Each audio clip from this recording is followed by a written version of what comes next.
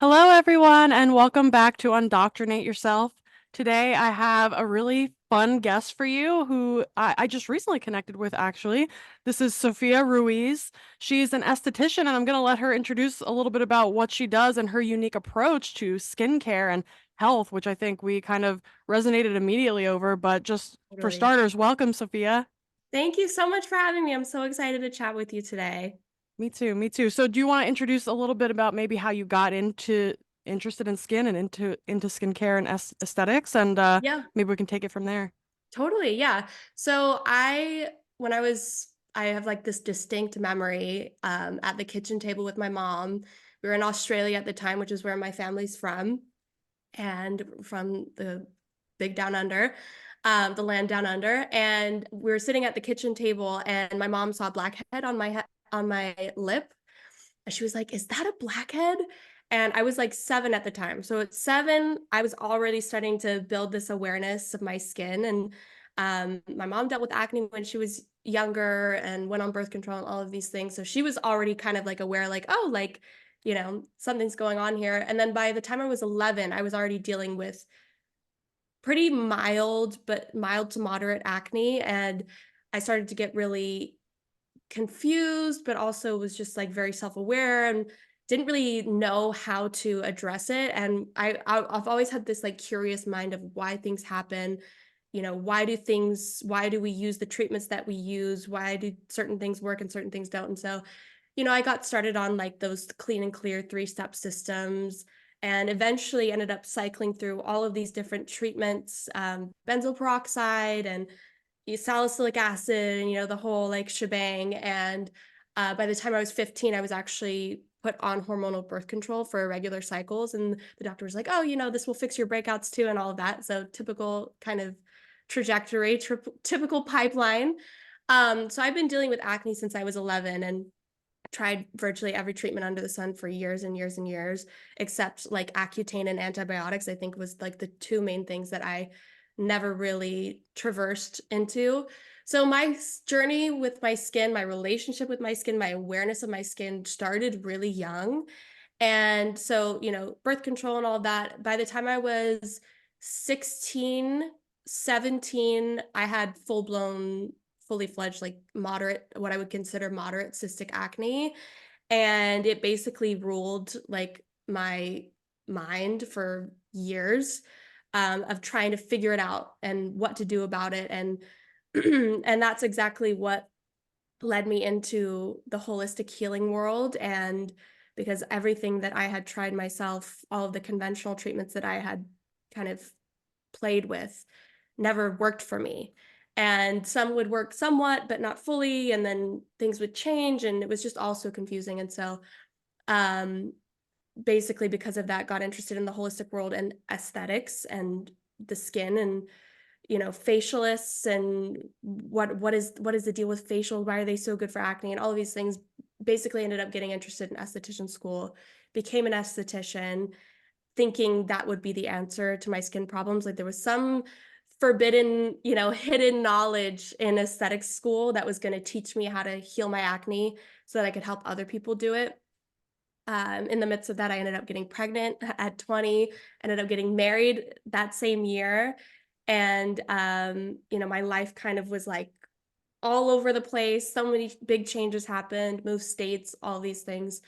And in an attempt to kind of find a way to make money while still being at home with my daughter, I looked into remote work and ended up falling on a writing job because I had really found a passion for writing in aesthetics school, and knew that I didn't really love like the kind of in office aesthetics facial kind of stuff. I really, really loved the education and all of the ins and outs of actives and treatments and all of these things. And basically I've found this passion for writing that I was then trying to make a career in, being a new mom at home, and ended up working with an amazing dermatology research team, actually for hair loss. But the scalp and the skin are one and the same. There's some differences there, but um ended up working with this dermatology team, which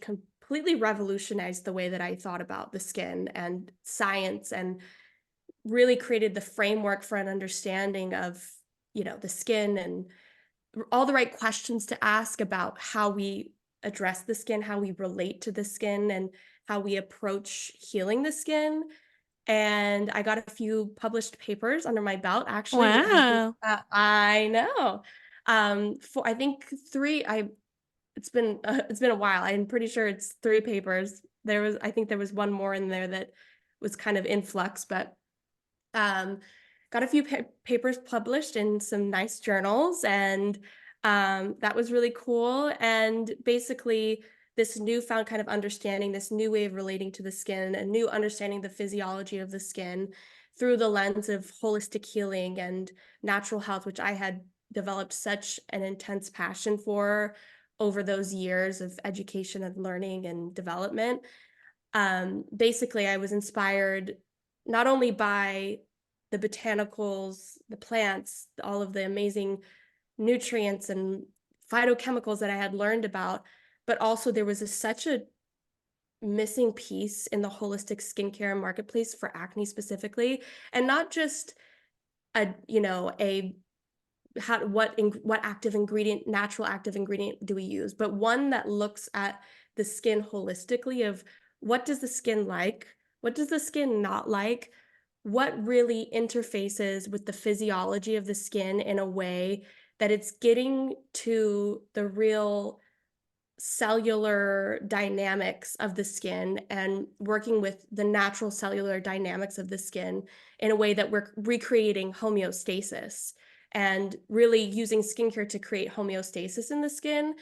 And so many of the different holistic skincare products that I had been using, had been researching, were really they were good on some ends, and then in other ways, I was like, "Well, there's that oil that's disruptive, and there's this oil that's disruptive, and this ingredient that could be a problem."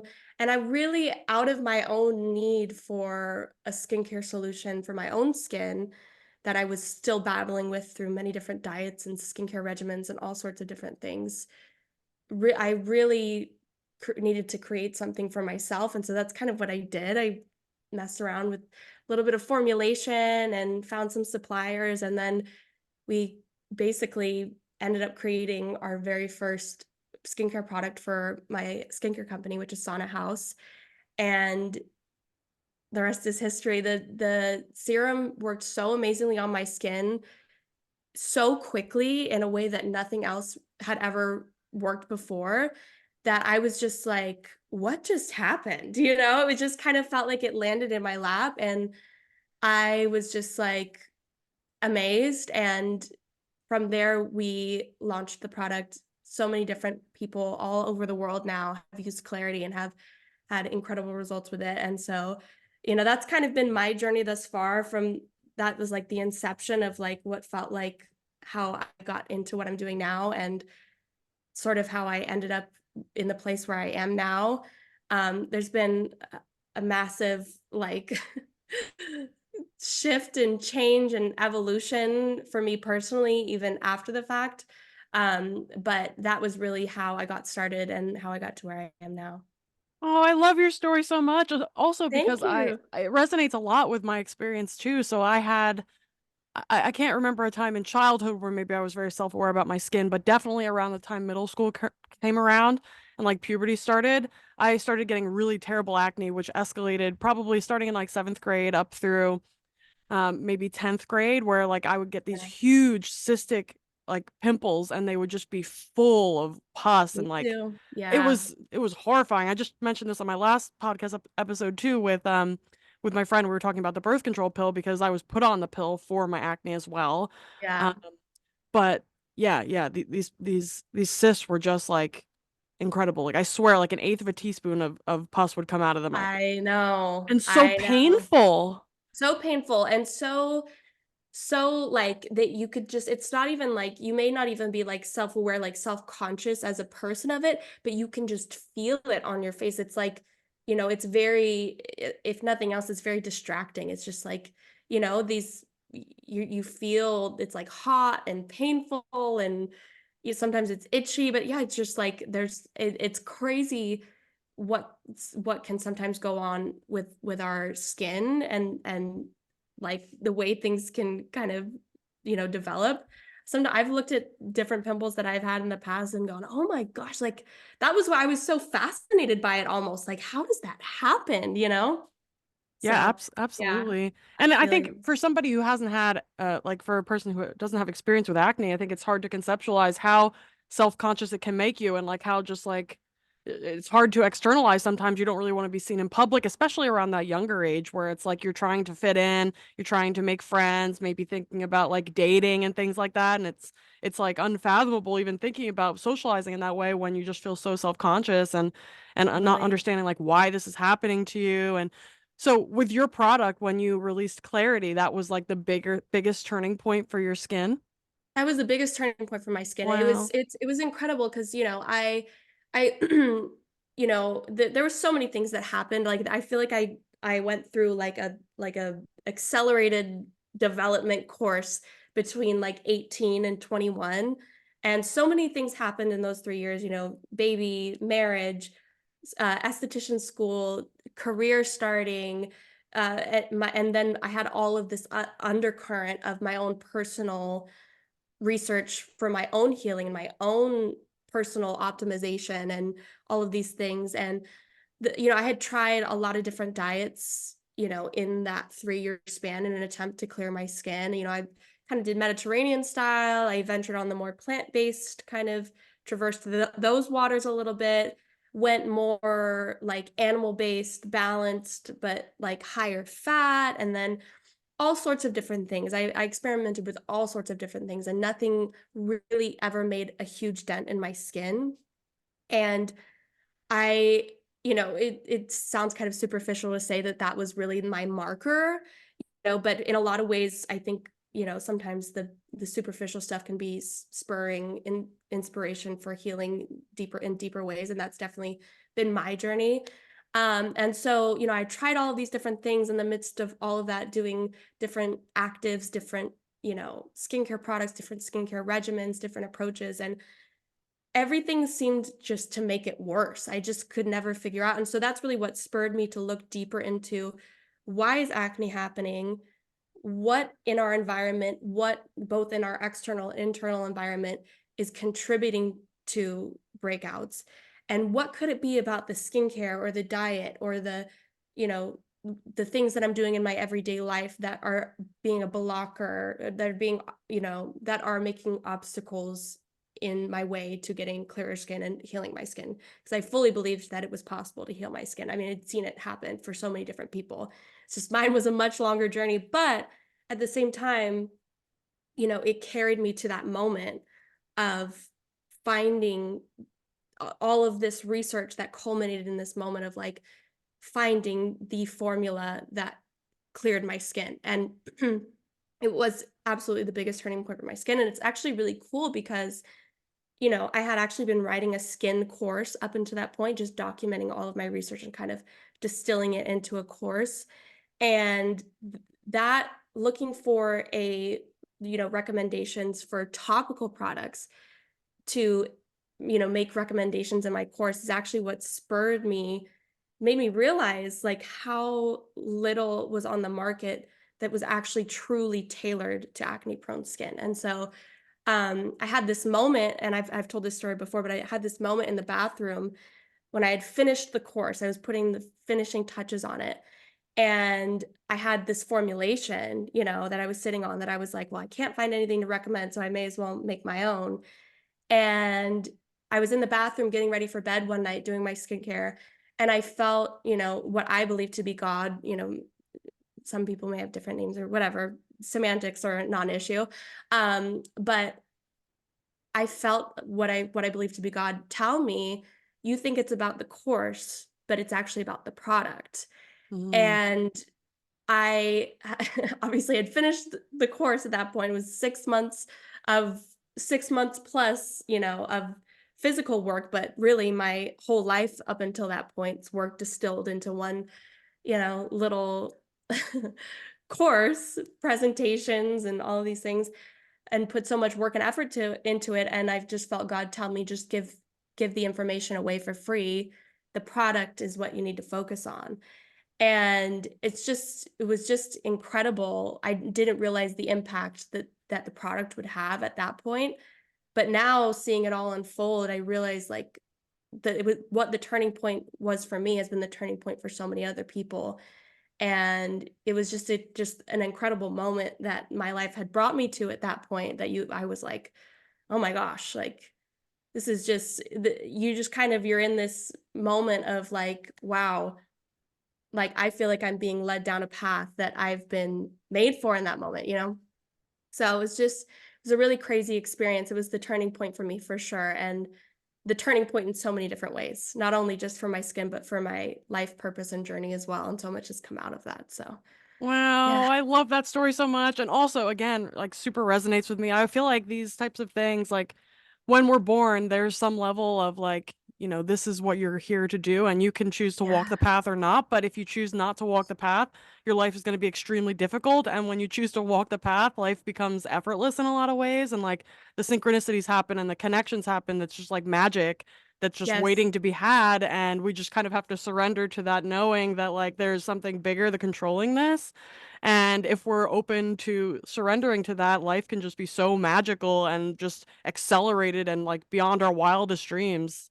Yeah. And it's so true. I think that, when you find your authenticity, you find your purpose, you find the your craft, your art in life in the truest sense of the word, not what you think your art needs to be to get acceptance, what you think is going to make you the most money, what you think, is going to get you ahead in life, what is going to get you status. If you can find that and tap into it and follow the path that, that then leads you on, life becomes a simple yes or no of like, yes to my art, yes to my authenticity, yes to what God made me for, and no to everything else. And that that for me has been the hardest thing of like not feeling like I have to say yes to things that aren't meant for me in order to create a sense of safety and security, that, whoever's opinion that may be. And oftentimes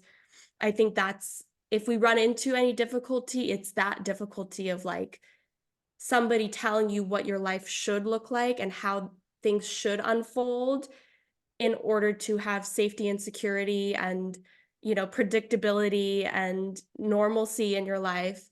And, knowing when to say no to things that look good on paper, but actually aren't meant for you. And that's the journey I've been walking for the past give or take 3, 4 years, is just learning how to say yes to the yes, to the effortless yes, and the path that God has me on, even when it seems like it's, oh, like, it looks a little bit, we're traversing some interesting waters Sketchy. here, you know? But yeah, man, what a journey. And yeah, that's it.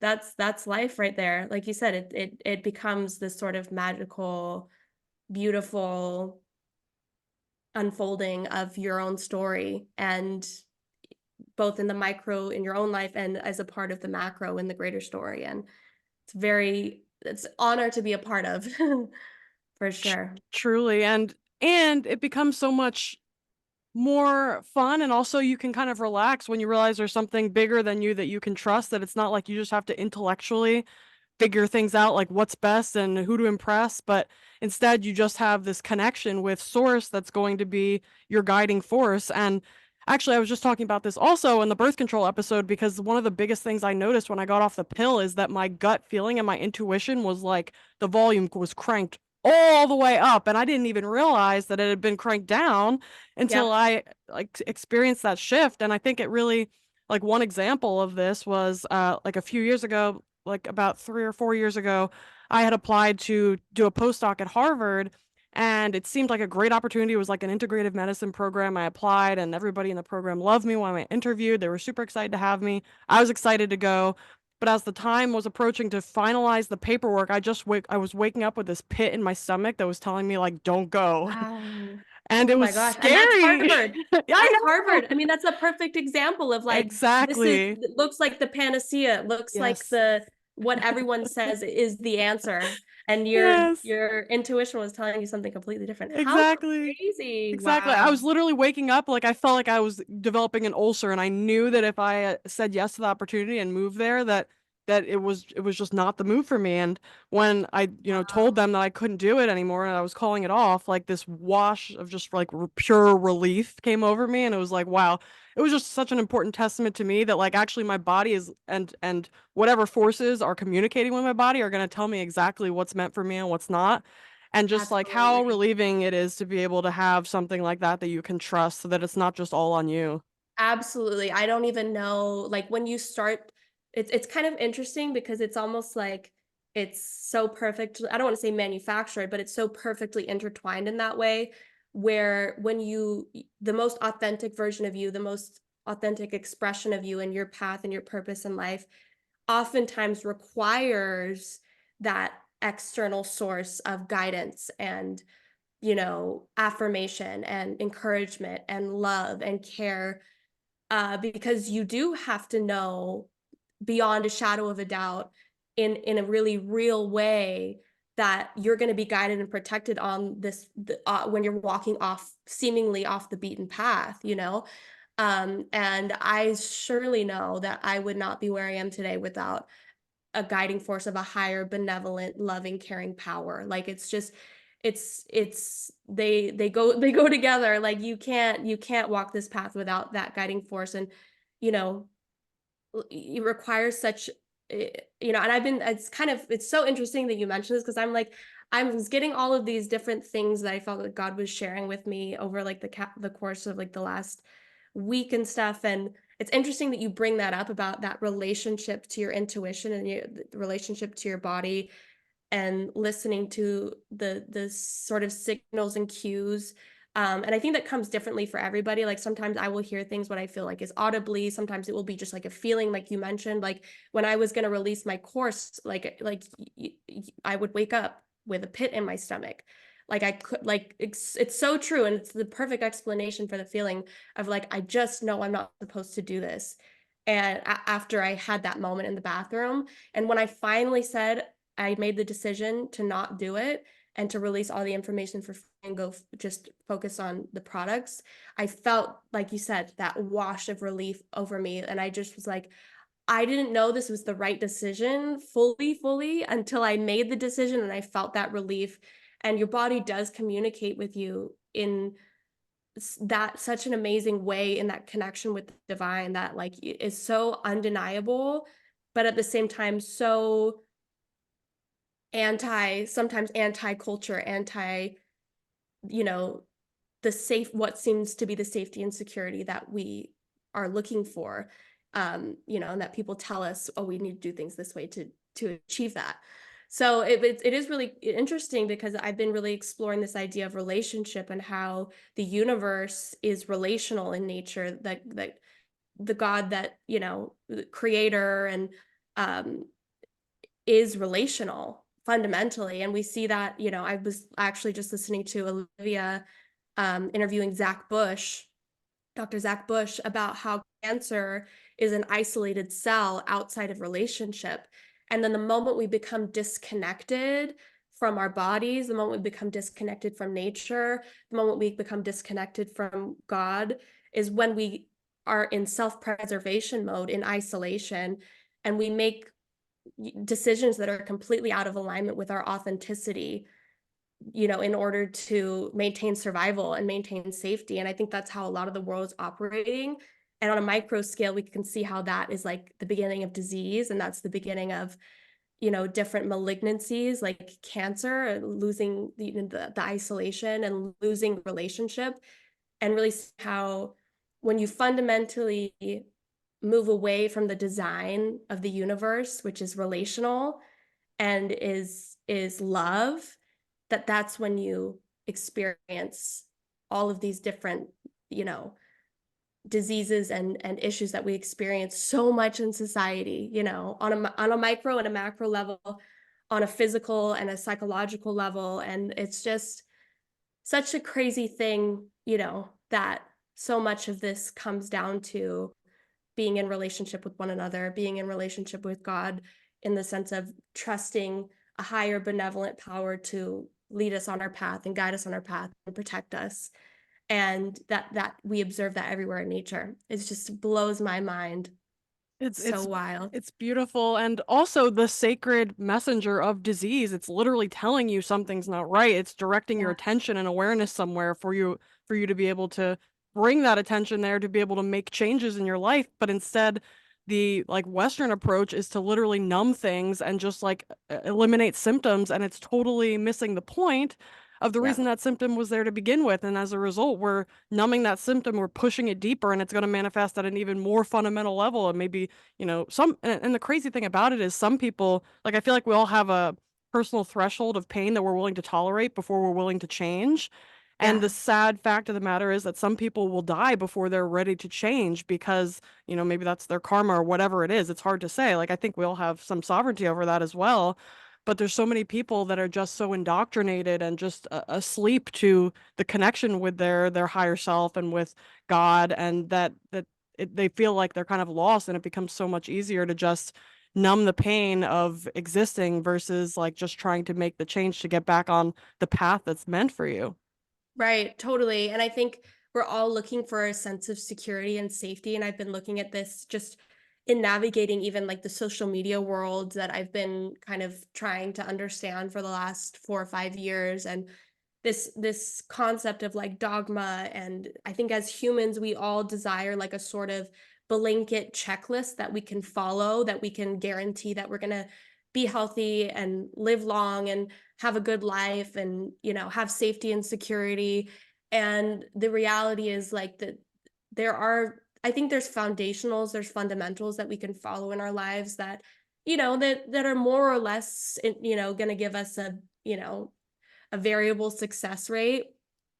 Things like you have to eat, you have to drink water, you have to exercise, you have to do all these things, but the details, the intricacies that, are so unique to an individual, like, the different gene expressions and proclivities and all of those things that make it so hard to make recommendations, whether it be for nutrition or medicine or even like philosophically, like how we live our lives and our purpose and all of those things. You realize, and it comes back to that idea of relationship, like you realize you really do need something.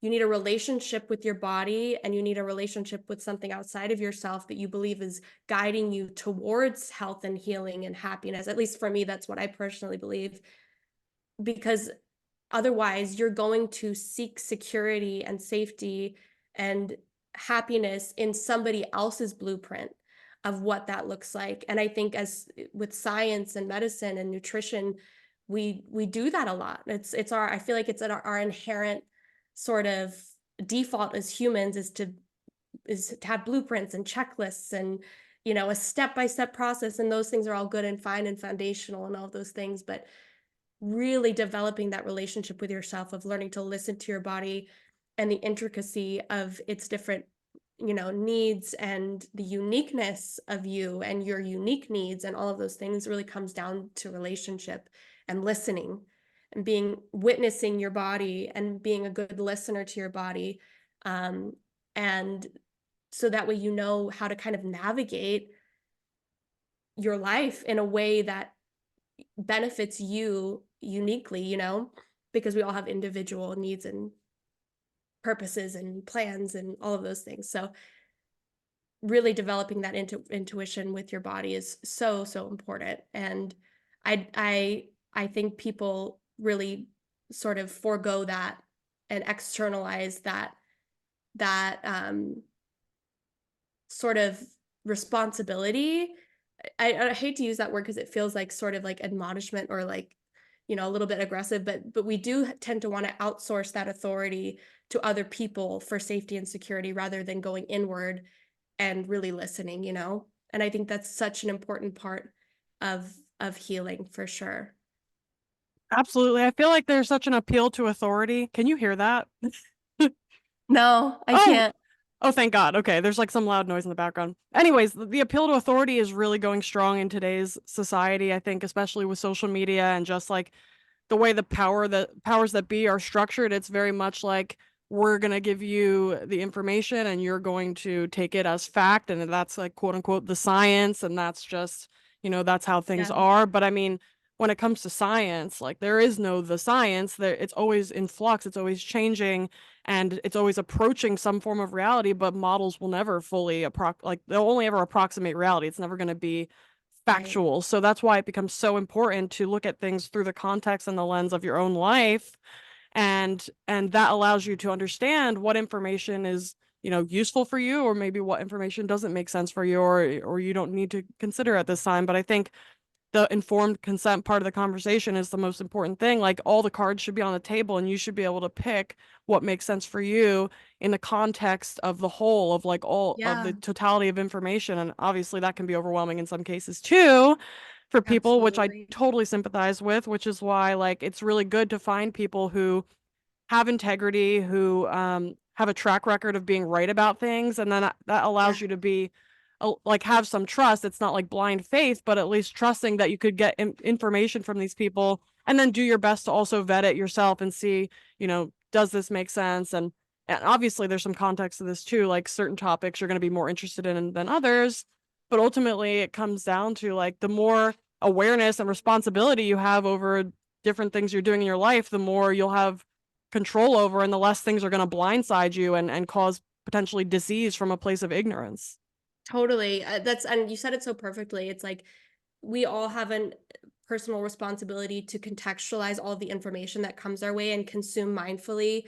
And I think, like you said, really trusting a practitioner or an expert or a scientist, somebody that values context and nuance and can kind of, you know, come to put that at the forefront and say, like, these situations, this may apply, and kind of guiding people and navigating and sort of learning to practice the art of intuitive assimilation of knowledge and learning how to really listen and consume in a way that is balanced and actually in the long term benefits you. It's a hard thing to navigate for sure, but I think like you have that inbuilt kind of compass and guiding, you know, I don't know what the word would be, but we all have just like an internal guiding compass that I feel like is kind of magnetizing us to the right information, and God is always putting the right people and the right information on our path that ultimately will benefit us. And I think we're all just in one big learning process and lesson, and I think that the more we become being comfortable, the more we become comfortable with being uncomfortable with the lack of like panaceas and one stop shops and singular answers, the more we find comfort in our uniqueness and finding what's right for us and listening to our bodies and really being present. And that's really been my journey. It's has been that of just like learning to traverse the world of information and science and come out of it with, you know, a comfortability in the uncomfortableness that context and nuance can kind of make us feel, you know? I love that. And when we're each engaging in like our own little research pursuits on whatever interests us, I always find it so interesting. Like there's always this golden thread where it's like it feels like interest, like our interest and our curiosity is kind of out of our control. Like there will just be something that grips you and it's like, I need to know more about this. Yes. And you can't Yes. explain it intellectually, like why that might be. But I think that also relates to your calling and your path and your authenticity is telling you, Mhm. follow this thread, follow these breadcrumbs. And then if you Yes. go down that rabbit hole, it's just like a whole world emerges to you. And it's just like one of the most exciting feelings you could experience. Yeah, it's so true. That's the perfect way to put it. I think we all like can find comfort in knowing that people who have kind of traversed this path, that there's is a lot of similarities in that, like I've had those golden thread moments too. And it's like I think somebody who maybe is overwhelmed with all of the information on like nutrition and research and science and even like skincare and all of those things can find comfort in knowing that there is that golden thread, and like you're not crazy if like you can't get off a topic or you can't you just feel something pulling you, because I think that that really is the guiding force through all of the, in amount of content and nutrition information and science that we kind of have to contend with on a daily basis now because of the internet and social media and everything. And really just coming back to trusting that, and, you know, silencing all the noise and just really coming back to that, like you said, that golden thread that you just like can't get away from. It's so perfect. That's exactly the best way to put it. I love that. So when you were first diving in, you were working with the dermatology research team. What topics you said were you researching topics related to how acne occurs and how to treat it? And then so can you give us maybe some interesting examples of approaches that you found that you ended up implementing and found success with? Yeah, so what's kind of cool is I really started to the cool thing about I did hair loss research in the dermatology research group. That's what all of the papers that I worked on are about. But the scalp and the skin are one and the same. It's follicles. They just have different kind of. It's just a little bit different, but same kind of principles, same kind of approach. But what hair loss research really helped me to do was to look at the skin from a structural perspective and look at it as sort of like a mini, like, organ system, which is really what the skin is. Like, the skin itself is an organ, but it has all of these mini organs in it. So you have like the hair follicle itself, which is has this amazing dynamic sort of stem cell, interactions going on. And then you have the sebaceous gland, which is an interesting kind of functioning organ in and of itself. And then you have the layers of the skin and the different layers, like the dermis and the epidermis, and the different layers of the epidermis. And it really is such an incredible, alive, dynamic organ. And I started to look at it from that perspective of, why are we just looking at research, you know, on the skin as a whole unit, when different molecules that are applied or ingested interact with different organs in in the skin, many organs in the skin in different ways, right? So I started to look at that from the hair loss perspective, in the sense of, you have certain molecules that you might apply to the scalp, for example, that affect the sebaceous gland in one way that may be negative for hair growth, but affect the sort of hair follicle, um, dermal papilla kind of organ system that the follicle is. It might benefit the dermal papilla and helping to increase the division of hair follicle of hair cells and all of the different stem cell kinetics that go on there. But it might actually negatively affect the sebaceous gland, which then has, a negative impact on hair loss. And you might have like a net neutral effect where something does nothing. And so really instead of looking at the skin as just like one singular organ, looking at it from all different perspectives of how all different factors influence all different parts of the skin. And so it really encouraged me to look at the physiology of the skin from a structural standpoint, but also from the perspective of bioavailability, from pharmacological, like the half-lives of certain things. And the skin has a very specific like penetration, like, scenario going on, where it can only absorb certain molecules when they are in their lipid form, or only if they're under a certain molecular weight. And this is all kind of like, just like the stuff that I was assimilating and going, oh my gosh, like, we aren't looking at the skin deeply enough.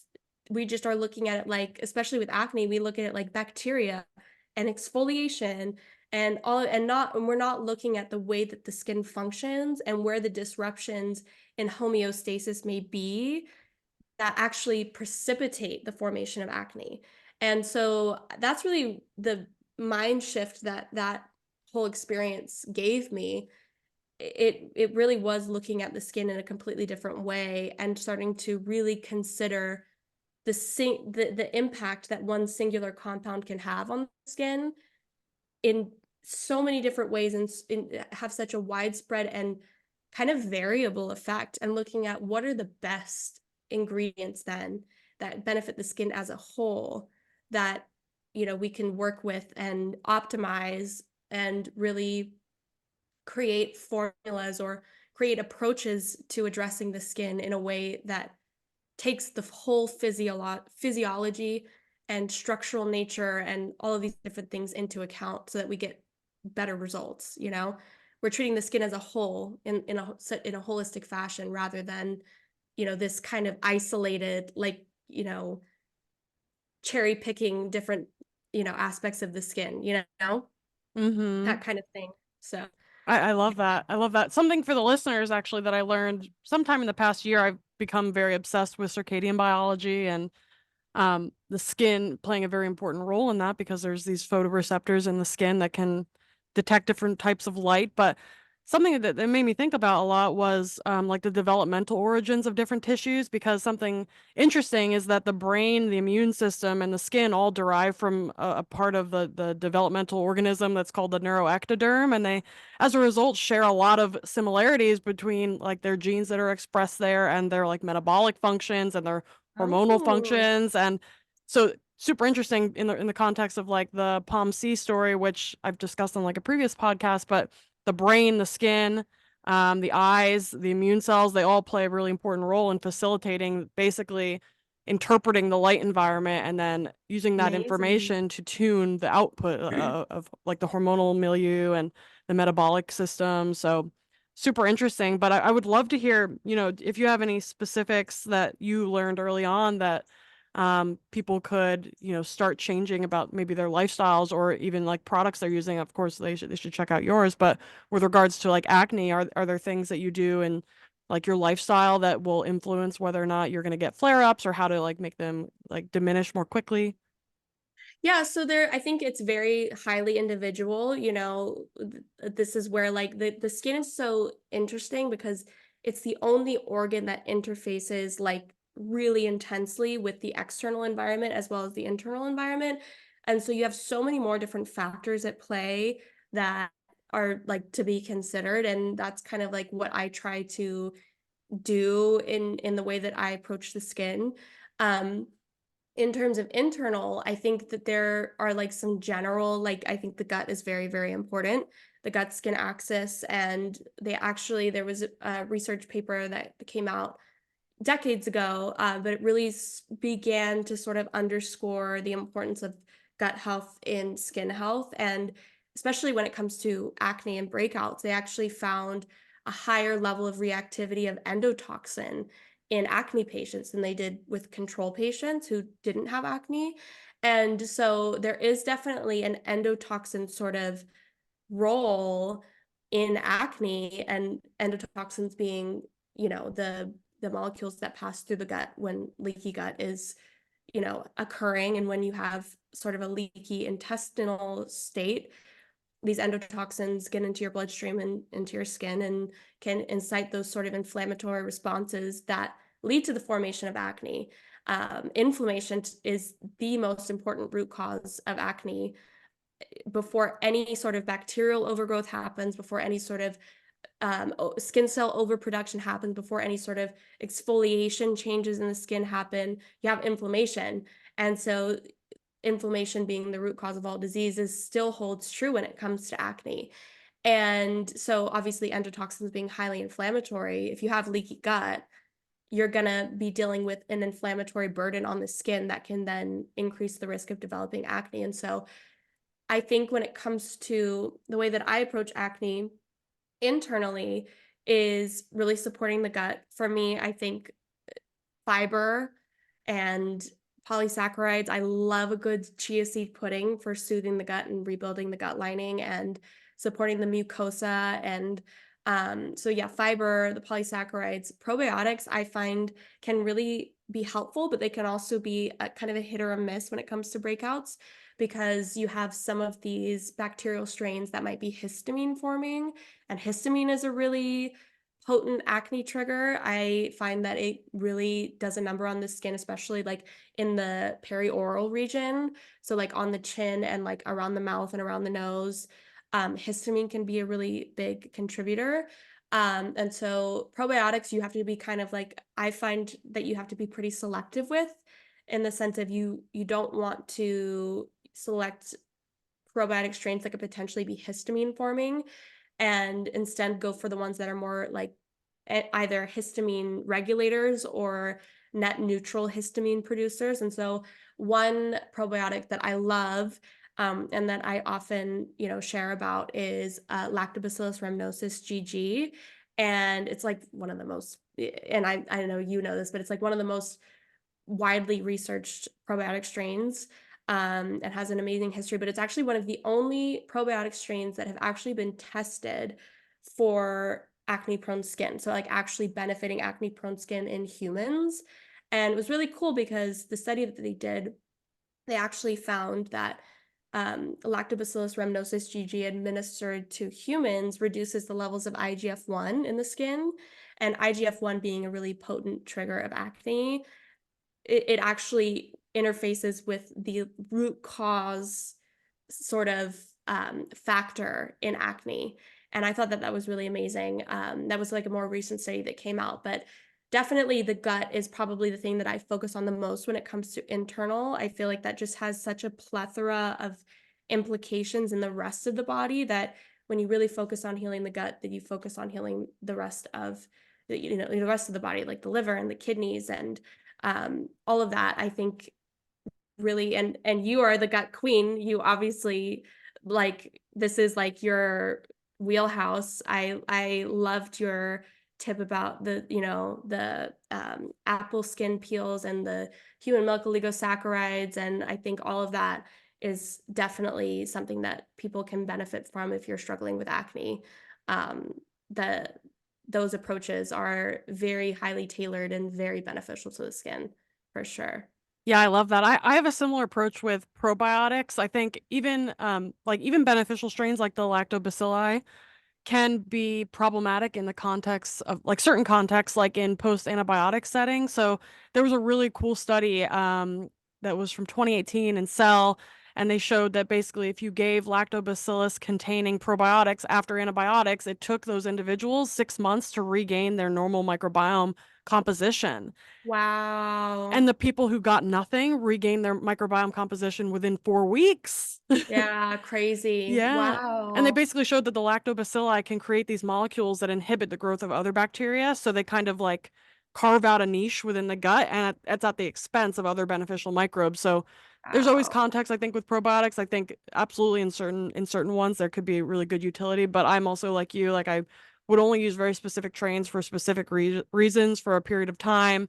But I Yeah. think really like the prebiotic approach and also leveraging like Yes. sunlight and UV light on your skin is such a potent way to feed that gut skin axis and really help to support microbiome diversity in like a more sustainable way instead of like a probiotic. If you're not taking it every day, but you're also not eating the foods that are going to feed those bacteria, then they may just kind of be in one end out the other, you know? Totally, totally. Yeah, I think that I really love a really gentle foundational approach to healing the gut of just like gently encouraging the growth of the bacteria and supporting biodiversity in the gut through different kinds of fibers and different phytochemicals and all of those things. And I think sometimes, especially in today's society where it is so like, and social media, it's all about like, oh, this is the panacea and this is the thing, that a really foundational approach really kind of flies in the face of all of that, and people may feel pressured to kind of reach for, oh, this supplement or this probiotic or this, antibacterial, ingredient like olive leaf or oregano oil and all of these things in an attempt to heal the gut, because we are looking for that panacea. And sure, there may be times where that is indicated, where that may be beneficial. And I know a lot of practitioners who really advocate for the use of those things in certain scenarios. But, like you said, it's just like that the prebiotics and the sustainable foundational sort of approach to healing the body rather than these quick fixes and one pill for every ill, but in the in with still within the functional medicine sort of context, because you could still have that where you're giving a supplement for every ill instead of a medication for every ill. And I really love just that really foundational, sustainable approach to healing the body. Um, Prebiotic fiber is it. I love my prebiotics. They're amazing, and I was actually just learning about this also in the herbalism course that I'm taking through the School of Evolutionary I saw Herbalism, that.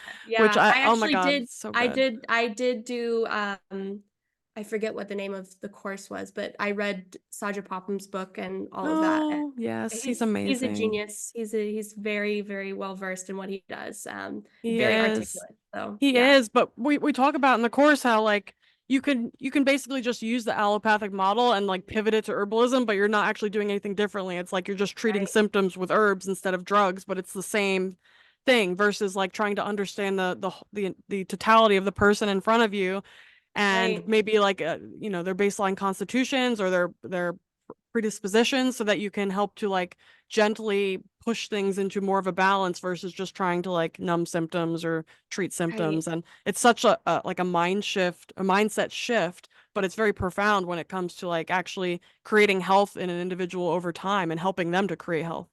Yeah, totally. That gentle approach is really sort of l lost amongst all of the information that we are kind of inundated with on social media. um just really, like you said, like that, looking at the person in front of you and asking questions and being curious about, well, when did something start and what does this connect back to emotionally, and what does this connect back to, maybe, locationally? Did you move? Did you start eating a different way? Did you start a new supplement regimen? Like, what is going on in your life, uh, as a whole entire person, mind, body, and soul, that we can kind of use that data to help you achieve more balance in your life. And that's the approach I take with the skin too. I think the moment that somebody comes to me and was like, I started breaking out and I have no idea why, and it just sort of popped out of nowhere, I'm like, okay, well, did you have a really stressful time period around that time? Did you move house? Did you move to a different city where maybe the water is different, different chemicals in the water, or different water treatment practices?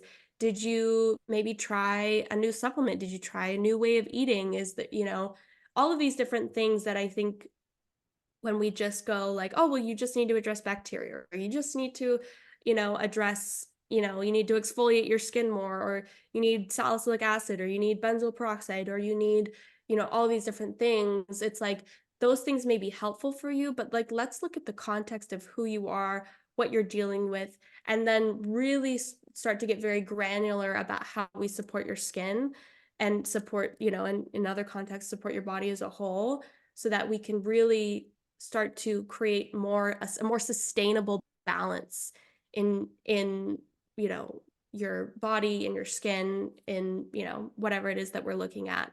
And that does take time, and it takes relationship. Everything comes back to that, for sure. Truly, especially in the therapeutic context, you can't I mean, the way that we're doing things in the Western model is just not sustainable. Like, doctors having Yeah. only a couple minutes with their patients, they don't know these people. Like, back in the day, the doctors used to come to your home, they used to know the whole family, they used to know what your living environment was like. It was just an entirely Yeah. different approach, and it was really based around relationship and Yeah. understood the importance of that, as a part of the therapeutic relationship, and it's just so important. Uh, I had a question for you. So when you were making clarity, do you want to share like some of the ingredients that are in there and like why you chose them and what they're doing in the skin? Yeah, so the really cool thing about the thing that fascinated me the most, and I think the thing that really started to create the foundation for the clarity serum, is looking at oils. Obviously, the skin is a lipophilic organ. It absorbs, and for lack of a better word, it really likes oils. It really likes lipids. The skin barrier is made of lipids, ceramides, fatty acids, and cholesterol.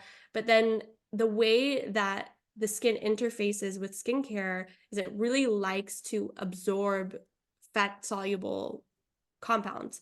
So whatever you apply to your skin, fat soluble compounds are going to be the most bioavailable to the skin. And so they're going to have the most potency in the skin. And so that really led me to this sort of, what felt like a total paradigm shift for me, was that oils are good for the skin, incredibly healing for the skin, no matter what your skin type is. So whether you're dry, your combination, or you're oily, oils are your friend. And So when you look at oily acne prone skin, it's not too necessarily too much oil, although that can happen. What happens is a fundamental breakdown in the composition of the oil on your skin. So there's actually composition changes that happen that favor the development of acne. So one of those changes is a loss of an omega-6 fatty acid called linoleic acid and an increase in other fatty acids like the monounsaturated fatty acid oleic acid. You have an increase in a saturated fatty acid called palmitic acid, and a few other changes like an increase in the amount of squalene, which is a hydrocarbon in sebum that is moisturizing but is very, very unstable to light and oxygen.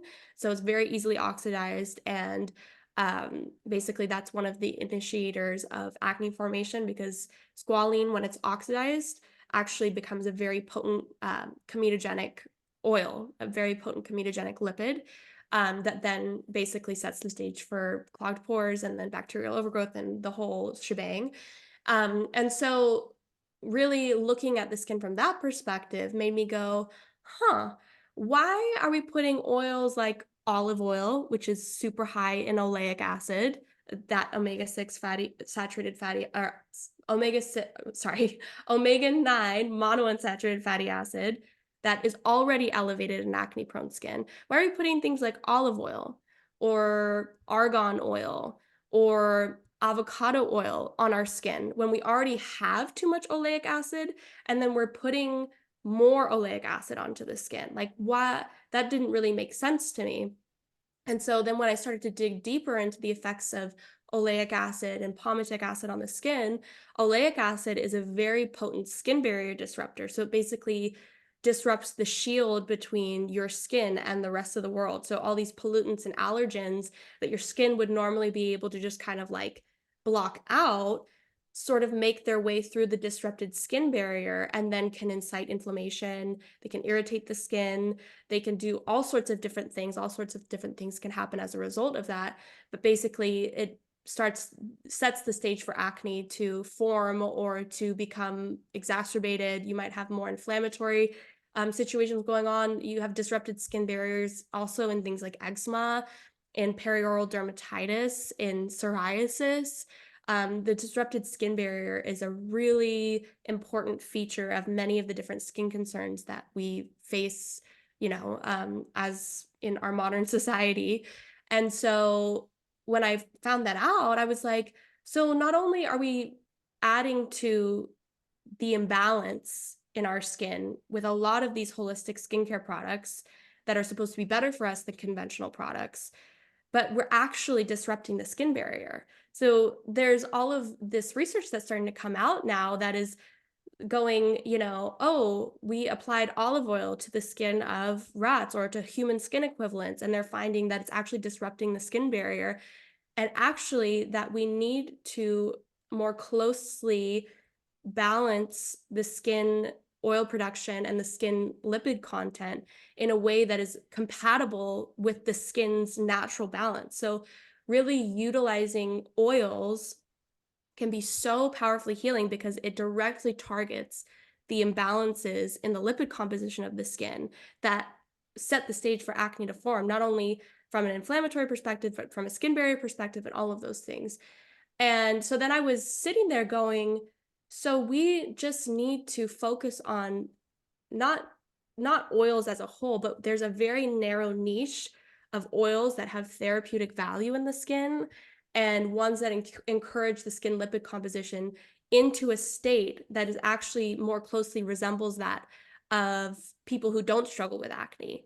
And that really for me was a complete paradigm shift because I finally understood why when I started using holistic skincare, I was like, surely this is going to be a better option than the conventional stuff that I was using, but only to find out that it didn't really consider the totality of the skin or the state of acne prone skin.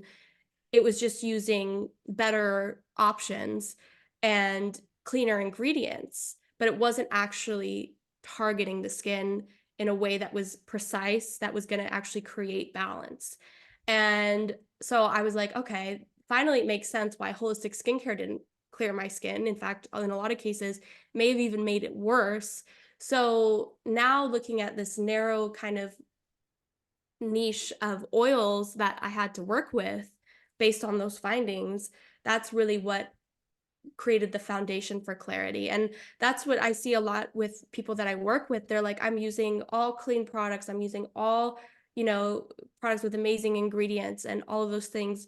But my skin has only gotten worse, and I'm like, "Oh, yeah, girl, there's, like, avocado oil and jojoba oil and, you know, avocado oil in the oil that you're using. Oh, and there's honey in the in the moisturizer that you're using that's, feeding certain pathogenic bacteria that are already overgrowing on your skin, and you're giving it more food sources to grow." And so really looking at the skin from the perspective of how do we create more balance in a very precise, precision way, and in a way that takes into account the intricacies of acne prone skin. That's really what created the foundation for clarity, and those high linoleic acid oils that encourage the skin back into a lipid composition that creates balance in the skin is really what I think is such a big part of the formula. Although there's lots of things going on in the formula, that really is such a huge powerhouse of the formula, the clarity formula, that I think makes a huge difference when it comes to acne prone skin. I love that. So, do the same rules apply to skin on the whole body, or is the facial skin unique in the way that it has like that fatty acid balance? So across the whole body. It's so the reason why linoleic acid, that omega-6 fatty acid, which obviously you have issues with omega-6 fatty acids when they convert into that pro-inflammatory arachidonic acid. And then that's when it facilitates, you know, inflammation and all of that. But if you can actually keep linoleic acid in its linoleic acid form and reduce the conversion to arachidonic acid by using the right balance of omegas, whether it be like in your diet or, topically on the skin, you can avoid that sort of issue. So that's also taken into account when I work with people. But the reason why linoleic acid, that fatty acid, is so important is because it's actually a precursor to the ceramides that make up the building blocks of the skin barrier. So you can make ceramides with different other fatty acids. You can make ceramides with oleic acid, and you can make ceramides with palmitic acid, which is a saturated fatty acid that's really high in, things like shea butter and other different butters and things in skincare. And the problem is, though, with the oleic acid and the palmitic acid ceramides, is that they're not actually ceramides that are as beneficial to the skin. So the linoleic acid fatty acid that creates linoleic acid ceramides is actually the best ceramide for the skin, and it's the most beneficial. And so even though, for example, like in acne prone skin, because the facial skin is usually affected, and there's a myriad of reasons of why it seems to be could be isolated to the facial skin specifically, although there are different places you can get acne, obviously, right? um the reason why it is so beneficial there is because in acne, you have a loss of the linoleic acid. So it actually is a lot lower. And by bringing the linoleic acid level up by using a really targeted precision linoleic acid approach to topical skincare, you kind of create the homeostasis and the balance and encourage it back into a state where acne is less likely to occur. And you may have a part of your body on your skin, like the part of your body and the skin on that part of your body that doesn't have breakouts, right? That isn't necessarily, dealing with that sort of lipid imbalance that we see in acne, and doesn't need more linoleic acid necessarily, but it doesn't also doesn't detract from the skin. So it does still benefit the skin. It's just not as necessary as what we would expect on skin that is affected by breakouts. So the linoleic acid in oils is really healing and balancing for acne prone skin in the areas that are affected by acne, and not necessarily necessary in areas that aren't affected by acne, like your arms or your legs or your stomach or whatever.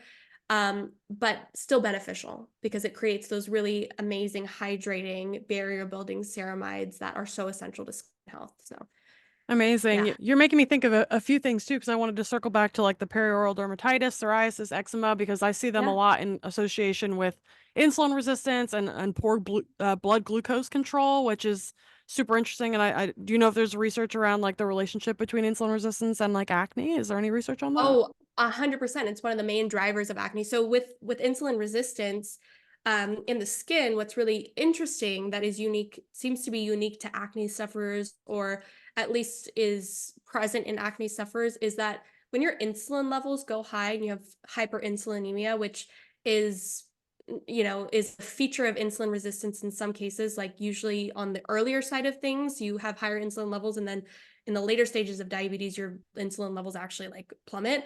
And so in the earlier stages of like pre-diabetes and the early stages of diabetes, and even just like regular like sort of insulin resistance issues that aren't any sort of like pathology yet, um, you have the elevated insulin levels. And so when the insulin travels through your blood to your skin, it actually activates IGF-1. Hmm. And it inactivates things like FOXO1 and AMPK and like all of these different other molecules, sorry, enzymes that are responsible for skin health and all of these things.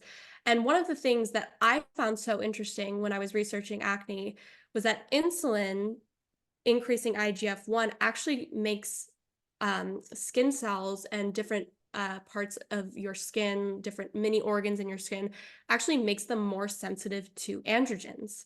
So Oh. you may have somebody who, let's say, they don't have PCOS, they don't have elevated androgen levels on, their blood testing or in their urine or whatever biomarkers you're testing, you don't have elevated levels of androgen necessarily, but because they have a lot of insulin, sort of going on, they may actually present with what looks like a very PCOS kind of situation on their skin, even if they don't have high levels of androgens. So you may think you don't have hormonal acne because, oh, I don't have the elevated hormones that would cause hormonal acne, but you're actually getting a really hyperandrogenic response to normal levels of androgens in your skin because of the insulin.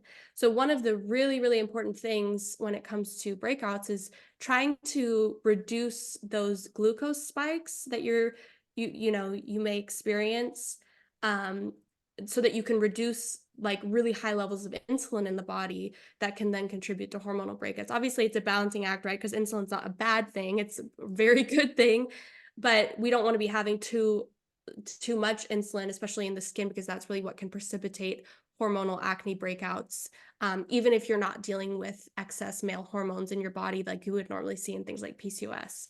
So super important. Yeah, that makes a lot of sense. And also like the fungal organisms. I don't is there a such thing as like fungal acne? Is that a thing? So I that's definitely something that has made its way in the internet, very intensely, and I think it definitely benefits people, whether it's because it's actually addressing fungal acne specifically, or whether it's just because that specific approach to treating what looks like fungal acne is actually just beneficial for the skin in general. Who really knows? It's a very there's really not a lot of research on it. But what I will say is I do see fungal acne sort of present, but there's two specific fungal organisms communities that live on the skin. One is the Malassezia, which is the one that gets the most notoriety. It's all over the fungal acne sort of forums and websites and all of that. And then there's candida. So you can actually have candida overgrowth on the skin that can cause it technically is fungal acne, but it doesn't present in the same way that like a Malassezia overgrowth would. So with Malassezia overgrowth, what you usually have is comedonal acne that's like lots of like minimally inflamed breakouts that are usually somewhere like on the forehead or on the cheeks. So in like the T-zone area where you're going to get the most oil production. And then candida overgrowth, what I usually see is it happens in the perioral region and around the nose, and it can either look like a lot of different, pretty inflamed breakouts that happen around the nose, or you might get sort of like what looks like a rosacea sort of presentation where it's really flushed in the center area of the face. And that is that's technically fungal acne, but it wouldn't be considered fungal acne based on like what we see on the internet, but it is a form of fungal acne. And so the interesting thing about fungal acne that I've seen is that you see things like lipids get a lot of like demonization, right? So like they say any specific fatty acid with a carbon chain length of this much is going to feed malassezia, and so you shouldn't put it on your skin because it's going to cause fungal acne.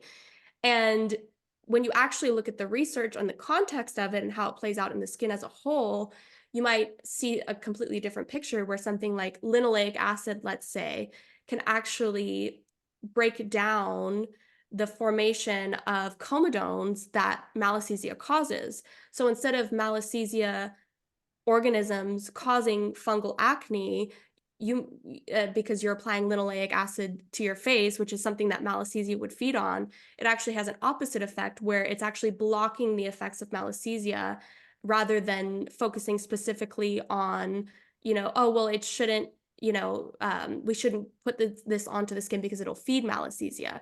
It's like, technically, can malassezia feed on linoleic acid? Yes, but it can also block all of the effects that malassezia causes that would lead to the formation of fungal acne. So there's a lot of context and nuance to be had in the conversation, especially when it comes to the skin microbiome, because it's not just one bacteria colony or one fungal colony in isolation. They have a very symbiotic relationship where, for example, if you have really high levels of bacteria in the skin of the Cutibacterium acnes bacteria, which is what they say is like the main bacteria that's associated with acne. If you have high levels of that bacteria, you may actually have low levels of malassezia in the skin. So if you're mistaking bacterial acne for fungal acne and you're trying to kill malassezia, malassezia helps keep acne bacteria in check. So, you don't want to necessarily kill one organism and then, not think about any of the others. There's staph bacteria on the skin, there's candida, there's the Cutibacterium acnes bacteria, and then there's the malassezia, and they all have a really harmonious, balancing relationship. And the goal is to ideally find what is causing the breakouts for you potentially, because that might clue you into some imbalances that are going on deeper in the skin that are favoring the overgrowth of that specific microbe in the skin. But ideally, we want to look at balancing the skin,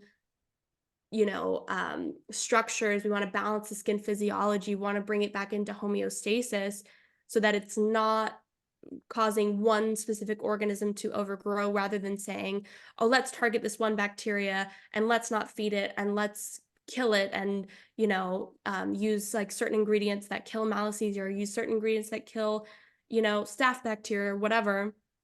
And really looking at creating an environment that facilitates a balanced growth of all of the different microbes on the skin in harmony with one another to where they don't cause any sort of phenotype or pathology. So it's definitely a context. It can be beneficial for people for sure. The approach can be beneficial. It can help people get resolution of symptoms, and as a result, they're less stressed. They're happier in their skin. They feel more confident. Their life becomes, less stressful as a result. But is it necessarily always true, always right in every context? Is it the most balanced, most precision way to support the skin? Probably not. But it all just depends on the person and compliance and what works for them and what they're comfortable with. There's so many different factors to consider. So, yeah. Yeah, I'm thinking about like in the context of the gut and also just in the microbiome in general. We know there's this like dance between the immune system and the microbiome, and the immune system like permitting some bacteria or fungal organisms or viruses to permit like into the system versus like blocking the growth of others. And I'm thinking like in the context of this, could we think about acne as like being a sign of immune dysregulation? 1,000%. In fact, that's actually what I've been really focusing on in the last 6 months is really trying to understand that. And we actually have a new product that we're finally coming to the end Oh, stage yay. of development with, and we're getting ready to release it for that exact reason of like what causes people to experience overgrowth? Okay, you have, the lipid composition of the skin that facilitates maybe an environment that is less oxygen rich, that certain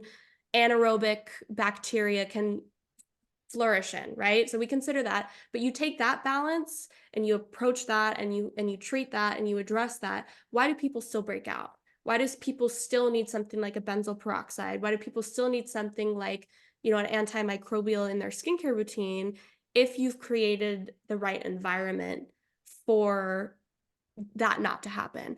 And that's really where it led me down the path of this idea of immune dysregulation, which is very much present in acne sufferers. So if you have acne prone skin, they actually have found immune dysfunction where the innate immune cells that live within your skin that regulate the skin microbiome and that actually support a healthy microbiome diversity while also keeping the microbiome in check in a way that it doesn't cause any sort of pathology.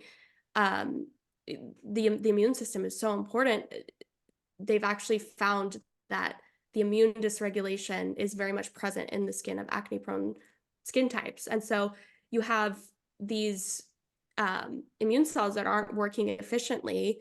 And this can be obviously for a myriad of reasons. It can be fat soluble vitamin deficiency, maybe you're deficient in vitamin A or you're deficient in vitamin D. It can be because maybe you're exposed to mold or, some sort of other initiating event that depleted your immune system. And also one of the kind of interesting, more sort of superficial causes can be just over time, you have acne bacteria that are just sort of living in your skin, and they're slowly but surely using up the resources of your immune system because they're constantly having to contend with this high level of bacteria. So if you have had chronic acne, you might actually need something to sort of restore the immune function of the skin that may have been depleted dealing with elevated levels of bacteria on the skin for long periods of time. And what's super interesting is that if you actually look at some of the antibacterial therapies for acne, I think most of the research has been done around antibiotics, of course, because that's, a lot of what Western medicine has looked at in terms of bacteria and acne and how to treat it.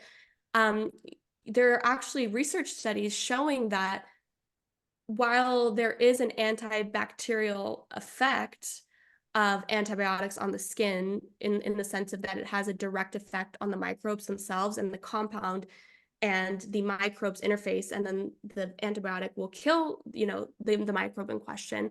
One of the underlooked very important factors in that antibiotic actually accomplishing the killing of the bacteria is an immune stimulating mechanism.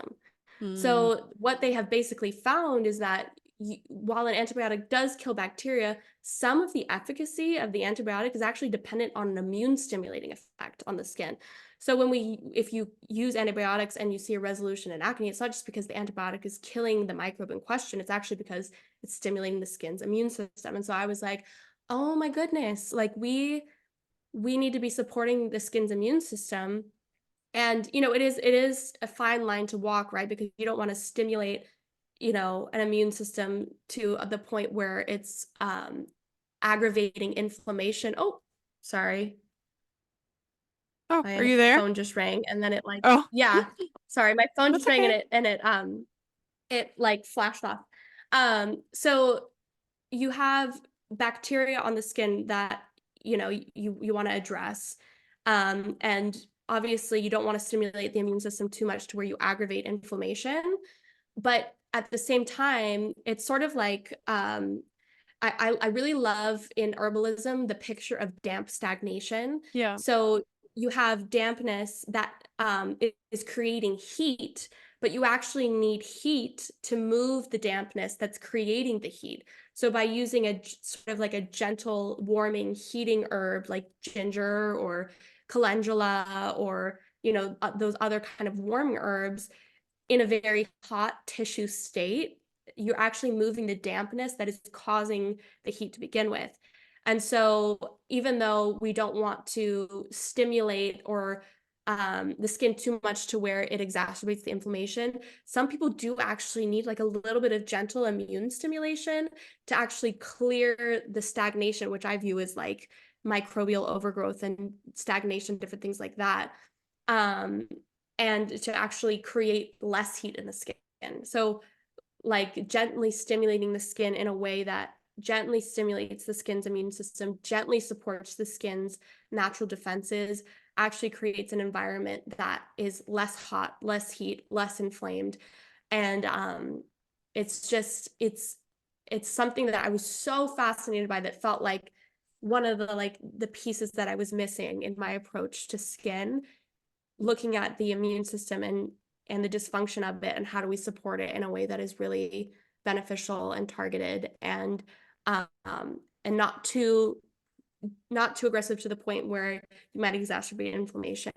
um and I think that when it comes to skincare too, it's like looking at that from like even talking about like the energetic, the tissue states in herbalism, and especially in Western herbalism, that has really been a really foundational sort of perspective for me to adopt, because when you look at skincare, oftentimes we think in terms of actives, and we think in terms of active ingredients, and you know a lot of times it's just for marketing purposes. We want to say, oh, this product has this ingredient, and we don't actually consider the energies and the tissue state of the skin. And so part of what I'm really hoping to do with Sauna House is to create not only skincare products that have really potent, amazing actives to help create homeostasis in the skin, but also looking at the energetic tissue states of the skin, and how do we create a spectrum of skincare products that help to consider that, aspect of skin healing. Like, maybe one product is more on the cooling side of, helping to cool inflamed skin, but then maybe having a different approach for somebody whose skin is maybe needs a little bit more gentle stimulation and warming. And I think that really taking that approach to how we view the skin really delivers much more sustainable, but also much more well-rounded, holistic results when it comes to supporting and healing the skin. Oh my gosh, I love this because I literally just took a lesson earlier today in my course about like antipathy and antipathetic medicine, which is like using opposites to find a balance. So like if you have overly hot skin, then using something cooling to bring that heat down, but also Yeah. the doctrine of similars. So it's like using a Uh-huh. small amount of that similar energy to help the body mount its own response to bring a homeostasis into Yes. action, which is just it's so timely. But yes, Yeah. it's very powerful. Yeah, and that's really it's such an underappreciated part of skincare, because we often, we're very short-sighted and sort of myopic when it comes to how we support the skin. I was always, that was part of my frustration with sort of the both like holistic and conventional skincare, of just like we're not considering, we consider the body in a holistic way, but the skin is somehow exempt from that. And the skin is it works in the same way. It's subject to the same principles of herbal medicine and all of these, the way that we view our world and our bodies in the micro and the macro. And so to we're missing a lot of skin healing potential by not considering those things. And I think it's so like we really do have to take those things into consideration. And I love what you said about like the doctrine of similars and the opposites. And I think that there is so much healing to be had in that approach. And it's so simple too, like it really gives people a lens to view themselves through in a really simple way, that they can go, it can really sort of streamline the healing process, and also give them a lot of confidence in knowing it's not just, a bunch of different molecules interfacing. Sometimes you can just also look at it from the energetic perspective of like, you're dealing with too much heat, let's cool it down. Or you're dealing with heat because it's, you're stagnant, so let's move things around a little bit. And I find that that is just such a like fun, like comforting, fascinating way to look at things, and it just makes you even more excited about healing. I agree. So It makes it so it brings some magic back into life. I think the whole herbalism and also the astrological approach to herbalism as well, which I've been learning in the course of course, and it's just been so fascinating, and I've already been, like, on the, like, astrology train for a while now. I went down the rabbit hole. It was one of my golden threads, like, 2.5 years ago, and, like, just kind of grabbed me, and it's been so interesting to see how that now relates to the herbs and, like, different, planetary rulers of specific herbs and, like, how to work with the herbs and, certain times of day or certain times of the month or year even, and just brings a whole 'nother level of, like, conscious awareness to the practice of whatever you're doing, and I think the more, like, consciousness you bring into what you're doing, the more, like, you infuse it with your own energy and the more potent it can become. yeah, I think that, like, when it comes to healing, there's an inextricable, like, spiritual component that you like, at least for me, the way that I view things, that you can't get away from. So much of my journey and what my life has led me to up until this point has been for healing, for more wholeness on a physical and a mind level and a spirit level. And it's really, really difficult to traverse these waters of healing without some sort of spiritual sort of compass that you have to believe you're not just running around in circles, because it can feel that way sometimes, of just like, I've done all this research, I've looked at everything and nothing's working, and but that golden thread through it all is ultimately leading you to more wholeness and more healing. And um I think that that's like definitely something that I have has been a huge like golden nugget in my journey, of like all the different supplements that I've tried. And every time I like find something that I think is the panacea and I try it and then I realize it doesn't actually work with my physiology, I go, why am I going around in these circles? But then I find something that I'm like, no, this is good. Like this actually makes me understand my body more. This actually makes me understand my daughter more. Makes me understand my family more, like how to actually customize and tailor my world, my life, my routines, my rituals, my approach to life in a way that actually suits my physiology. And I think one really good example of this is magnesium.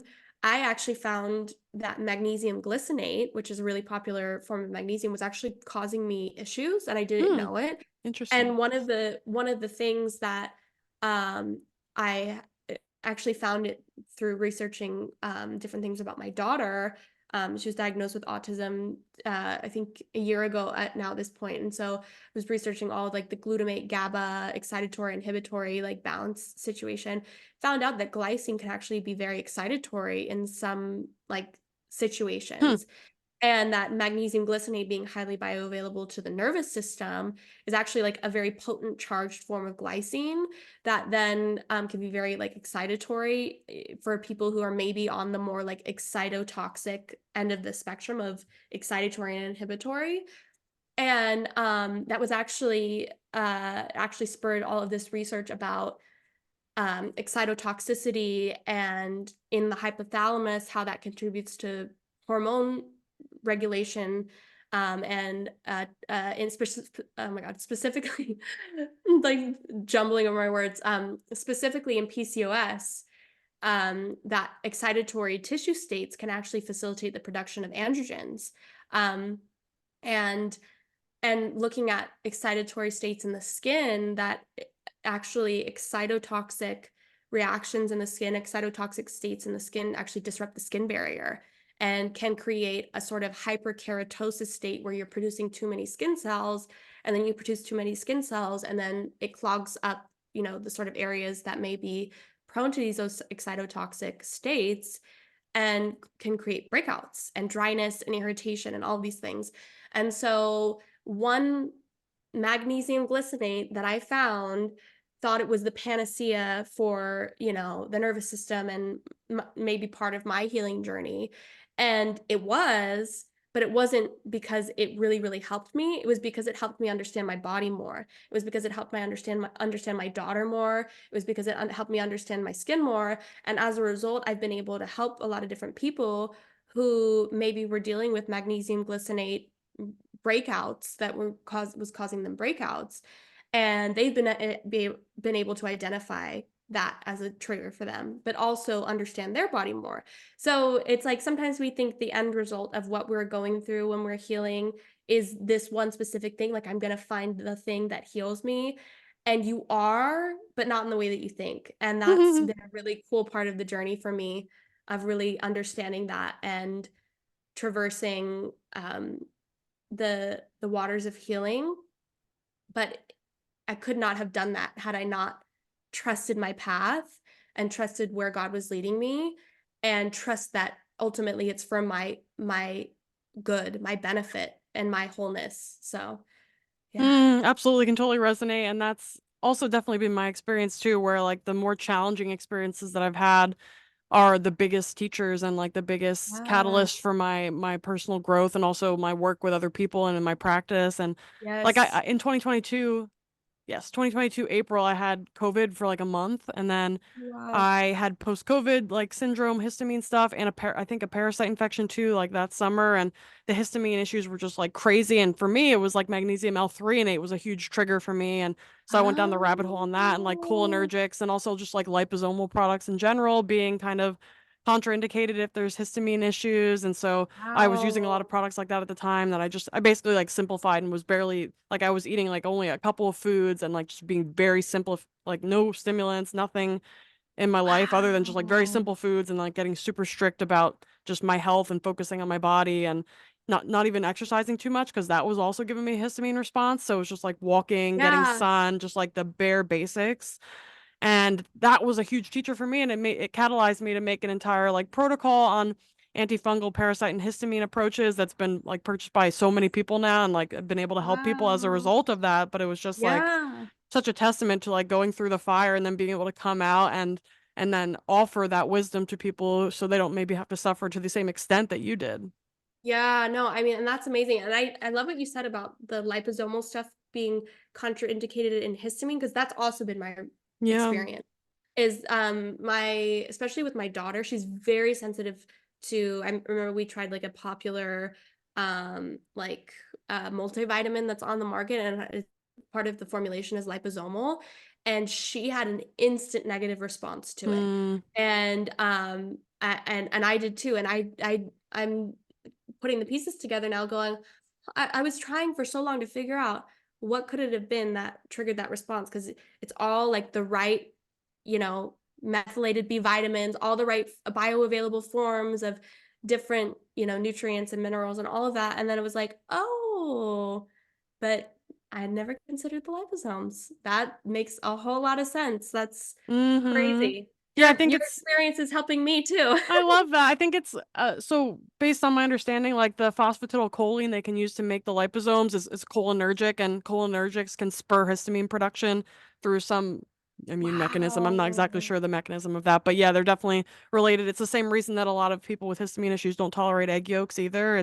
Or eggs, it's the yolk part. It's the phosphatidylcholine and the choline that's rich That in the yolk. makes sense. My daughter Yeah. also, who we've actually, and this is, I hope it's not like an aside or like a tangent, but Oh, no.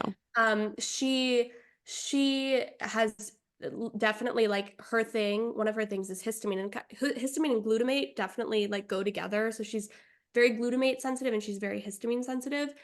And, also I am too.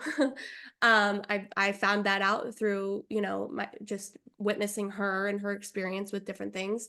And one of the things that we were really struggling with was insomnia because histamine and causing insomnia and all of that. And, definitely it seems that there are quite a few triggers, but egg yolks seems to be one of them. And that Yeah. makes whole lot of sense. So I actually intuitively just started giving her egg whites because I was just like, there's something about the egg yolks that I don't feel is right. And I remember like when I was a little kid too, kind of being sensitive to egg yolks as Me well. Like too. I thought I didn't like them, but I Same. realized yeah, right? And then I figured out, oh no, it wasn't that I didn't like them, it was that I didn't like how I felt when I ate them. And it was definitely like I'm thinking back and it's definitely a histamine response. And I also had that experience as a child with not fermented, sorry, cured meats. So like hot Mhm. dogs and different things would give me headaches. And I'd be like, why do I get a headache every time I eat a hot dog? And I just thought I was like, like I would talk to adults about it and they'd be like, oh, It's probably completely unrelated, but I had that, like, man, my intuitive relationship with my body when I was a kid was so good, and so I know that like, I've had those experiences as a kid, and I'm like, I trust her intuition about her body, and she is and when I actually started to view her that way, and I actually started to allow her intuitive sort of eating to be, like, permitted, even if it felt like it was maybe, like, picky eating or whatever, I realized, no, you are actually very in tune with your body, and you know exactly what you need, and me trying to get you to eat certain things, for some compliance with, whatever authority in my head says, like, this is what's best, is actually not helping you. And it's just another thing of always comes back to relationship and witnessing others and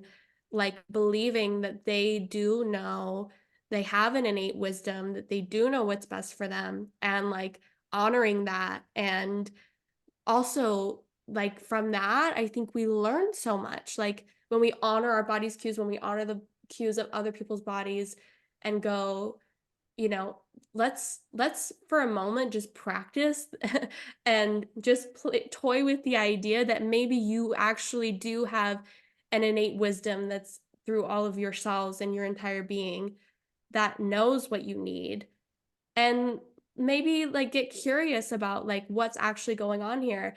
And those moments when I've done that have skyrocketed me in terms of learning, in terms of acquiring new knowledge, in terms of getting very, very specific with the individuality and the nuance around food and nutrition and even skincare in a way that has been so profoundly healing to me and to others that I've come in contact with my community. Like it is just such the wildest experience, and it rings true with what we know about spirituality of just like love and witnessing other people, honoring other people, and respecting the innate wisdom that's within them.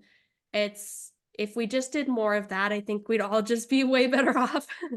Yeah, and I mean, the best part is that when you treat yourself and others as if you have that inner guru inside of you that knows, it actually calls forth that knowingness, that being, and that wisdom. So Yeah. it's like a self-fulfilling prophecy and like a positive feedback mechanism as well. And also the opposite is true. If you treat others like they're cruel, evil, or, have ill intentions towards you, then it tends to draw that out of them too. So Yeah. everything is like a mirror to a certain extent, and it's just our responsibility to, I think, be charitable in the way that we view ourselves and others, and just like really Yeah. be aligned with like the divinity that we each have within us, because ultimately I think that makes the world a more beautiful place and life more enjoyable as well.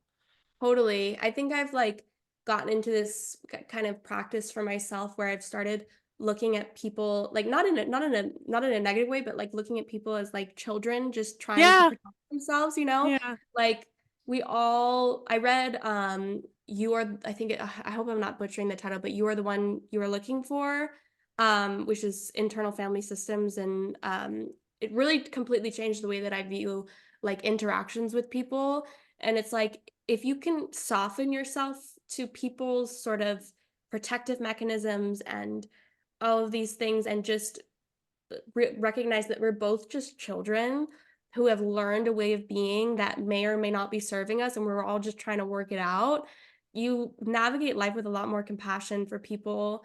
And like, then people start to open up and they start to be less defensive. And I've witnessed this in my own life where things that like conflicts that I was having with people, that when I started to take that approach, all of a sudden we where we couldn't get to the heart of the issue or we couldn't hear each other, then taking that approach of looking at each other as just children who just want to be, put up defenses and protect ourselves and have safety and security, all of a sudden the walls come down and all of a sudden we can have a conversation about what we're all really deeply feeling inside. And that was the catalyst for so much change in my life.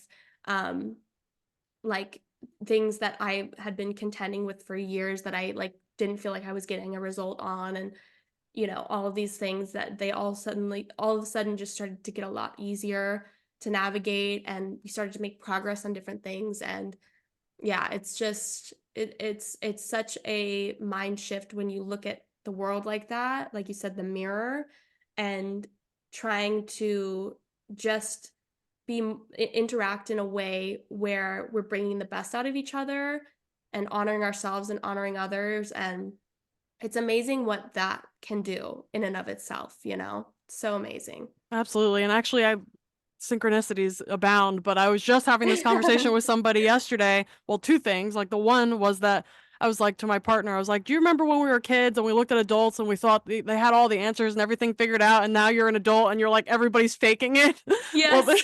there's that. There's that Yeah. piece, and then I was also having a conversation about this last night with a friend, and I shared with her, and it's not something I necessarily talk about very often, but since I was a kid, there would be times where I would, like, look at somebody, like, an adult, and, like, I would just see, like, a flash of them as a child, and it's, like, happened Oh, my entire life, and wow. it was something that I literally would gaslight myself and be like, "Oh, I'm just seeing things," or whatever, but ever since I started actually whenever I have weird occurrences like that or, like, abnormal things happening, instead of just telling myself that it was just, like, I was seeing things or whatever like that, instead I take it very seriously, and it becomes, like, this just a very interesting thread to explore because I feel like we Yeah. all have like voyances and powers that are just kind of waiting to be manifest. And the more we take those seriously, I think the more we also can spur our own evolution and our growth in this lifetime. And also, again, just coming back to like the magic in life, there's so much magic. And I think it can become very easy to just get kind of burned out in the way that modern society is running. But if we can get back to that, just the awe-inspiring nature of what it means to be alive. It's just Right. so potent and powerful and just inspires so much passion and just makes you wanna go out and, like, learn and explore and be in a relationship and all the Yeah. things. Yeah, for sure. And I think like a really big part of that for me, and I think that one of the roadblocks that I identified for myself is like, if you don't believe that the guiding force, whether you believe that to be God or, whatever, for me, realizing that God is benevolent, that God is kind, that God is good natured is what allowed me to soften into not only realizing that I'm a child with defense mechanisms that I've made for myself to keep myself safe, but that it's also okay for me to tap into what that, what that child wants, what that inner child needs, of course, like in balance, right? Because also you can go off the rails a little bit, but really understanding the fundamental nature of our existence, of a creator, of, whatever you want to call it, the divine, is such a key part in accessing that part of ourselves where we can bring down our defenses and let go of the things that we think are creating safety and security for us, whether that be, barriers that we have between, partners or friends or family, um, or, constructs that we've created for ourselves in our lives that we think are serving us but are actually taking us, they're actually not rooted and grounded in our authentic being and what we're here to do on the earth. I think when you start to understand the fundamental nature of the creator, of God, of the divine, then you really do start to soften into your authenticity. You let go of things and vices and habits and even constructs and good things that society look at as good that are actually not what you're supposed to be doing, what the path that you're supposed to be on. And that is was such a huge shift for me and the journey that I've been on the last year of just understanding that and like relaxing and resting into that. And it's such a fundamental thing that has changed my nervous system. It's changed the way I navigate relationships. It's changed, the way that I look at people. And um how cool that you have been able to like have those moments where like it so speaks to the intention of the creator or the intention of God or the divine to like for you to see people for who they truly are, I you know what I know. mean? To Yeah. have those moments where you're being given a message of like this is what this is who this person really is and this is their true authentic self. Like that cuts through all the noise, it cuts through all the, well, they need to do this, or they need to be this person, or they need to do that, or they should be doing this. And it cuts right through all of that and goes, yeah, but they're this person. And we're just navigating life together. And we're all doing the best we can.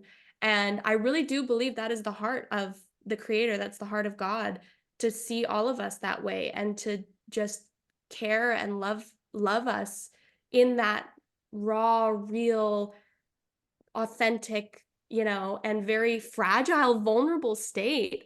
So to have those experiences in life, not only is that so incredible, but it just so is such like evidence and speaks to the heart of God and the creator and the divine, of just like what what the intention is, how we should start, kind of like a viewpoint that maybe we should consider adopting when it comes to how we navigate the world that we live in. So cool. I love that so much. Sophia, I love you. I only just started to get to know you, but I I love feel you so too. connected to you. You're amazing. Maybe we should wrap it up. I think we should do another one though, because I feel like we could go on a bunch of other tangents too, related to different topics in science and things that you're interested in. I know you were talking Yeah. about reverse osmosis lately on your Instagram, so maybe it'd be nice to explore that to see if other people have Yeah. shared resonance with that. But for now, maybe you can share where people can find you and where they can find your products, and I'll of course link to everything, but just so people can get an idea of where to come find you and look at your wonderful website and your products. Oh, thank you. Thank you. Yeah, no, for sure. So, I have my company, which is Sauna House. SaunaHouse.co is where you can find all of the skincare goodies, but also I try to do, I'm not like super active all the time, but I do a lot of education, just like in blogs and my musings and writings. And then I have my Instagram, which is Well by Sophia. And I just kind of do whatever. I'm still trying to navigate the social media space, and I think I've had like a lot of like identity shifts over the last 4 years. I'm still trying to find like my place and you know, like my identity in social media and how I navigate it, but I share a few tidbits here and there on there. You're doing a um great job. You're being Thank modest. you. Thank you. And I that's one part of my life that I am really like having to like hone in on and like contextualize and understand. But um yeah, it's in flux. I totally feel that too. I mean, I feel like I've been like in an exponential growth phase also on social media, and it's a lot to get accustomed to and try to understand what's happening. At some level I just need to like surrender, show up consistently, and just trust that that will take me where I need to go. And making Totally. amazing connections with you and like with Olivia and other amazing new friends that I've made, it just makes it all so Yeah. fun and makes it all totally worth it too, despite some of the toxicity that can be on social media. My net experience has been like very largely Positive. positive. Yeah. Yeah, mine too, for sure. Yeah, and I mean, you're doing amazing stuff. I mean, the level of like research that you're doing and like all of I love finding people that have like this niche knowledge that like they take like topics and they hone in on them and then they just like zoom out to the bigger picture, and then all of a sudden like there's context and nuance and individuality, and that we can kind of like assimilate and apply to our own lives. And that's what I like have found. That's the journey I found myself on. So to find you, which I saw your podcast with Olivia, and I was like, oh my gosh, like this girl is amazing. And Oh. I just love all the information that you share. I think it's very, very cool. And I'm honored to be on your podcast. Thank you for inviting me. Oh, it's my pleasure, and everybody who will be listening, it will be their pleasure too. This was an incredible episode, and thank you so Oh, much for your generous with your so generous with your time, and probably put this up pretty soon because I don't think there's any need to wait. This will probably be the episode for this week, so I'll let you know oh, cool. when it's Yeah, keep me posted. posted. But for Yay. everybody who listened, I hope you enjoyed this. Go give her a follow. I'm gonna link to everywhere you can find her in the show notes so that you can check her out. And with that, we'll hopefully have you back on again soon.